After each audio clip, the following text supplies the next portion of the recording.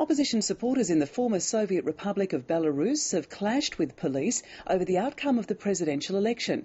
Thousands of protesters have accused the sitting president of rigging the vote. ABC Moscow correspondent Norman Hermont reports. Not long after the polls closed, opposition supporters and police clashed on the streets of Minsk, Belarus's capital. A leading opposition candidate was injured and was rushed to hospital. There was little suspense when Belarus's longtime president, Alexander Lukashenka, cast his ballot. Few thought he'd be challenged, and indications are he captured more than 75% of the vote. He had a warning for those planning to protest the result. As far as the opposition supporters are concerned, everything will be done according to the law.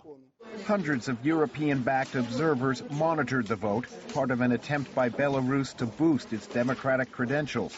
Opposition candidates were given some limited opportunities to get their message out, but state media heavily favored the incumbent, Lukashenka.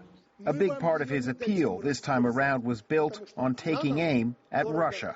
Belarusians voting here in Moscow are a testament to the close connections between Belarus and Russia.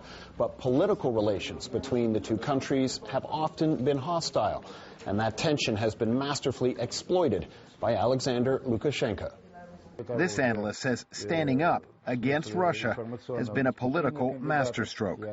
This is the first election which Lukashenko will win on, well, let's be frank, practically anti-Russian or rather anti-Kremlin agenda.